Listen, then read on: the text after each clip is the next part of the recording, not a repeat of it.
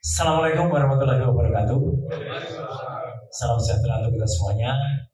Pertama-tama, saya sekali lagi ingin mengaturkan terima kasih dan apresiasi sebesar-besarnya kepada senior-senior kita, para purnawirawan TNI yang sudah sejak awal sangat concern dengan masalah bangsa ini.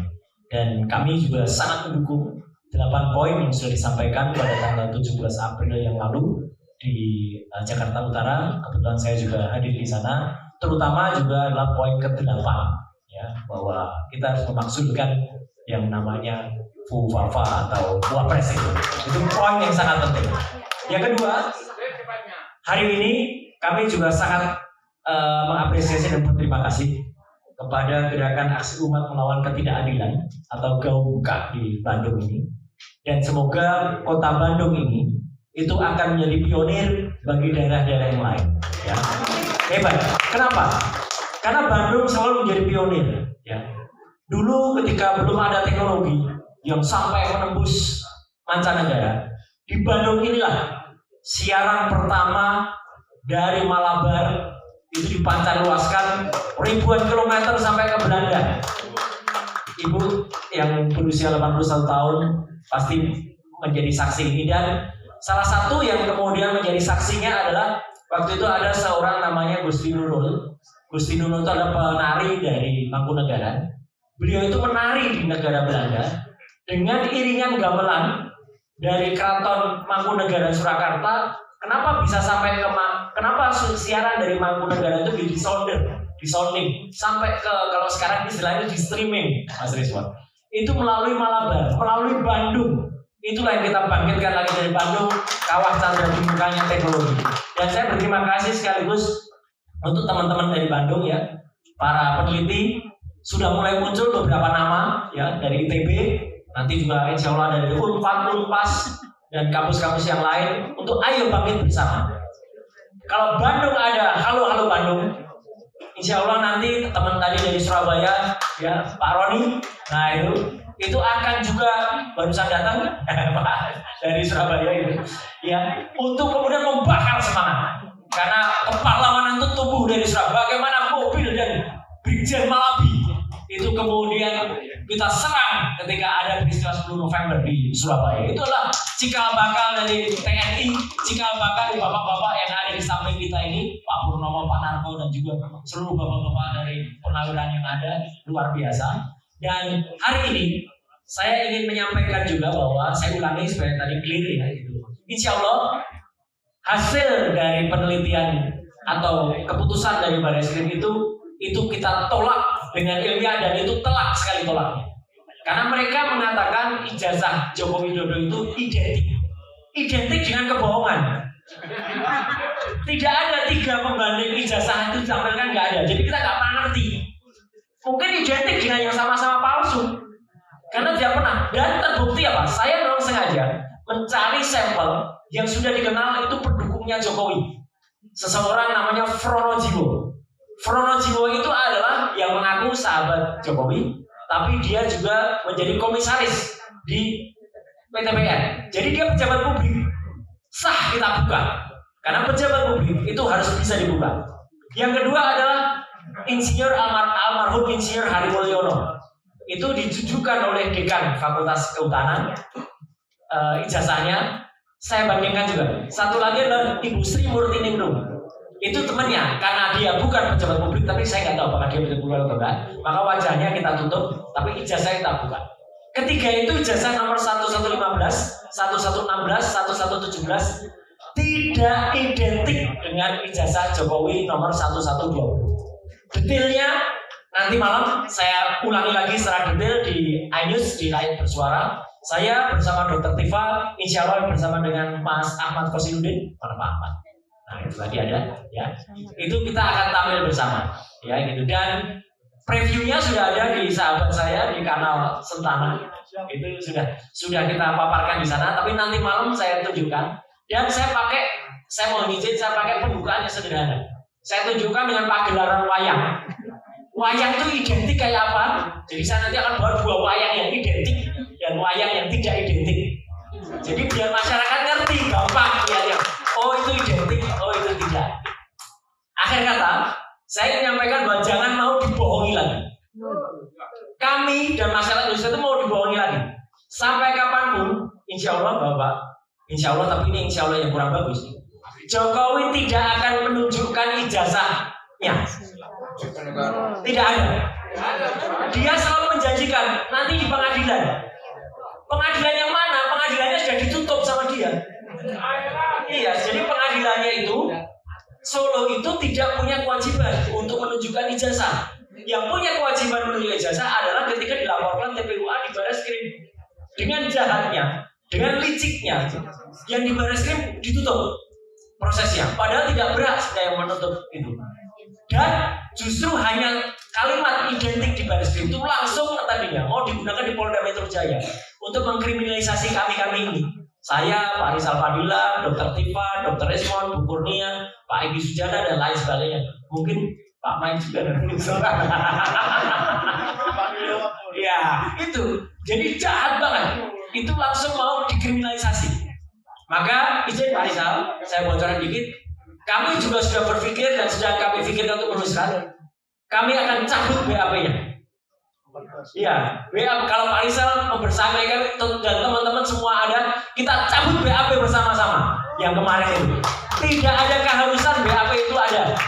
Karena itu dan begitu tidak ada BAP yang bisa diolah sama dia BAK, berita acara kalian, itu tidak bisa jalan kasusnya. Dan kita sah mencabut BAK itu, Pak Rizal. Jadi artinya apa? Ini yang mau kita lakukan. Untuk apa? Kalau itu dicabut, perkara nggak boleh jalan. Kalau perkara jalan, otomatis berarti terjadi pelanggaran hak asasi manusia, pelanggaran Undang-Undang Dasar, terutama di pasal 28 ayat F. Ya. Jadi sekali lagi, Bapak Ibu semua, terima kasih kepada purnawirawan TNI, terima kasih kepada gerakan aksi umat melawan ketidakadilan di Kota Bandung. Kita tunggu gerakan dari kota-kota lainnya di seluruh Indonesia. Merdeka! Allahu Akbar! Terima kasih. Wassalamualaikum warahmatullahi wabarakatuh. Assalamualaikum warahmatullahi wabarakatuh. Terima kasih kesempatannya. Yang pertama tentu saja adalah bahwa apabila para ahli dan teman-teman kita, saudara-saudara kita, Dr. Ismon, Dr. Roy, Dr. Tifa masih kuat, masih yakin, masih terus memperjuangkan. Saya kira kita yang punya profesi lain, termasuk di bidang hukum, akan mempersamai dan akan terus berjuang sampai suksesnya perjuangan itu. Yang kedua, bahwa TPUA yang dalam keputusan Barreskrim yang dibacakan dan disampaikan oleh Dirtipidum menghentikan penyelidikan dan menyatakan bahwa tidak dipenuhinya unsur-unsur pidana, bukan tindak pidana, itu meyakini dan menyatakan sebagai satu penyesatan hukum. Bahwa itu tidak benar. Bahkan seorang mantan wakil Wakapolri, Pak Pugro Seno, sudah menyatakan bahwa tidak ada hak hukum untuk menghentikan penyelidikan karena itu melanggar Kitab Undang-Undang Hukum Acara Pidana. Saya kira ini poin penting yang perlu dikaji lebih dalam sehingga keputusan dari Dirtipidum itu adalah keputusan yang sesat. Oleh karena itu TPUA telah menyampaikan surat ke dua bagian dari Mabes Polri, yaitu satu Karo Wasidik Mabes Polri tentang keberatan dan usulan adanya gelar perkara ulang yang disebut dalam Perkapolri 6 tahun 2019 itu dengan gelar perkara khusus. Itu usulannya. Dan yang kedua kepada Inspektorat Pengawasan dan Umum Irwasum Mabes Polri, karena sebagai pengawas harus mengawasi kerja daripada aparat khususnya di tingkat Mabes Polri ini. Dan lebih jauh lagi sebenarnya tuntutan kita bukan hanya sekedar melakukan gelar perkara khusus atau pengulangan dari gelar perkara, akan tetapi menuntut juga bahwa Dirtipidum dan para pejabat lain yang terlibat di dalamnya itu telah melakukan perbuatan kriminal, telah melakukan perbuatan pidana yang klasifikasinya adalah obstruction of justice. Jadi bukan hanya sekedar kita mengoreksi dari penyesatan informasi atau keputusan, termasuk uji forensik yang tidak sesuai dengan syarat standarnya, tapi juga menuntut lebih jauh lagi bahwa Dirtipidum dan siapapun yang terlibat di dalamnya dalam proses itu telah melakukan perbuatan pidana yang namanya obstruction of justice. Saya kira ini juga tuntutan berikutnya, karena walaupun bagaimana namanya kepolisian itu bukan jaminan akan kebenaran. Bahkan banyak fakta dan data pengalaman justru penyesatan hukum juga terjadi oleh penegak hukum. Jadi penegak hukum menjadi penenggak hukum, sehingga menjadi berlebihan dalam menempatkan hukum yang seharusnya. Oleh karena itu tuntutan kita adalah seperti itu. Selanjutnya terakhir, apa yang dilakukan oleh TPUA, dilakukan oleh para ahli, dilakukan oleh para kuasa hukum yang dipimpin oleh Pak Ahmad Khosinuddin ini dan yang lain-lain, itu adalah memperjuangkan aspirasi rakyat, aspirasi masyarakat, bukan kepentingan pribadi, bukan kepentingan kelompok. Oleh karenanya tentu tidak mudah untuk mematahkan perjuangan aspirasi itu. Dan dengan dukungan para berbagai elemen publik, elemen masyarakat, termasuk para kiai, para ulama, para aktivis mama di Jawa Barat ini langsung dikomandani oleh Kiai Haji Atian Ali Dai. Insya Allah kita akan berjuang bersama untuk sampai membuktikan bahwa ijazah Joko Widodo bukan ijazah asli. Yang diawali skripsi Joko Widodo bukan skripsi asli. Kesananya itu adalah presiden palsu.